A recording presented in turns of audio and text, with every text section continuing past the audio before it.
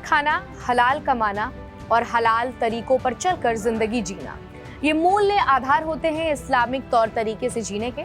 कई बार आपने खाने के पैकेट्स में बड़े बड़े अक्षरों में हलाल सर्टिफाइड लिखा हुआ देखा होगा, जिसका मतलब होता है खाने वाला प्रोडक्ट इस्लामिक मान्यताओं को भी मद्देनजर रखते हुए बनाया गया है। हलाल शब्द को लेकर कई बार विवाद भी देखने को और सुनने को मिल जाता है। अभी पिछली दिवाली में ही हलाल खाने के बहिष्कार को लेकर ट्विटर पर एक मुहिम छिड़ गई थी।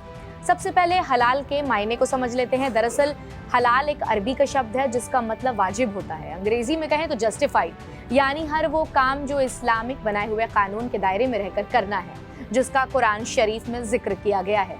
लेकिन आज हम हलाल के पैटर्न पर इसलिए बात कर रहे हैं क्योंकि मार्केट में एक नया हलाल टर्म नए हैशटैग के साथ ट्रेंड कर रहा है और इस ट्रेंड का नाम है हलाल हॉलीडेज।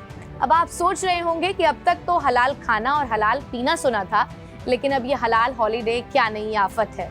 दरअसल हलाल छुट्टियां दुनिया भर में काफी लोकप्रिय हो रही हैं, जिसके माध्यम से मुस्लिम समाज के लोग अपने नियमों, परंपराओं, रीति रिवाजों और प्रथाओं से समझौता किए बिना अपने हिसाब से एंजॉय कर सकते हैं। जैसे जिन होटलों को वो बुक कर रहे हैं वहां नमाज पढ़ने की इजाजत हो या होटल के दायरे में कोई मस्जिद आती हो, खाना पूरे तरीके से हलाल परोसा जाता हो और शराब या बियर पूरे तरीके से बैन हो। यानी हलाल छुट्टियां उन स्थानों को रेफरेंस करती हैं जहां मुसलमान अपनी धार्मिक मान्यताओं और प्रथाओं से समझौता ना कर सके। दुनिया भर में ईसाई धर्म के बाद सबसे ज्यादा संख्या में मुस्लिम आबादी है। इस वजह से भी हलाल हॉलीडेज का पैटर्न खूब चर्चा में आ रहा है। बिजनेस वाइज भी इसकी रेंज बढ़ रही है। हलाल हॉलीडेज एक उभरता हुआ बाजार बन रहा है। ग्लोबल मुस्लिम ट्रैवल इंडेक्स के मुताबिक 2022 में हलाल ट्रैवल का बिजनेस $220 बिलियन का हो चुका है, यानी 22,000 करोड़ डॉलर। रुपए में बात करें तो करीब 18 लाख करोड़ रुपए होंगे। मालदीव वेस्टर्न कंट्रीज में अपने खास होटलों के लिए काफी मशहूर माना जाता है, लेकिन यहाँ अब दुनिया भर से हलाल पर्यटकों की संख्या में इजाफा हो रहा है।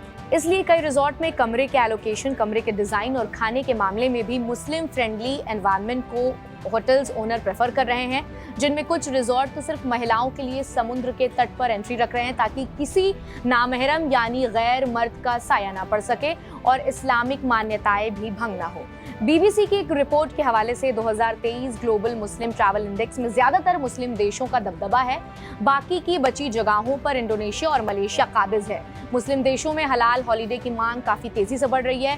खासकर महिलाएं हलाल हॉलीडे को पसंद कर रही हैं क्योंकि मुस्लिम महिलाएं नमाज को प्रैक्टिस करते वक्त किसी भी आउटसाइडर, खासतौर पर कोई बाहरी मर्द की मौजूदगी नहीं बर्दाश्त कर सकती, क्योंकि इससे नमाज टूट जाती है और हलाल हॉलीडेज अपने पैकेजेस में इन बातों का ख्याल रखता है। इसके अलावा इन जगहों पर कपड़ों को लेकर भी नियम इस्लाम के हिसाब से होते हैं। ऐसे में अगर कोई महिला स्विमिंग पूल में जाना चाहे तो उन्हें कोई प्रॉब्लम नहीं होती है, क्योंकि उनके आसपास भी सभी एक नियम को फॉलो करने वाले लोग होते हैं।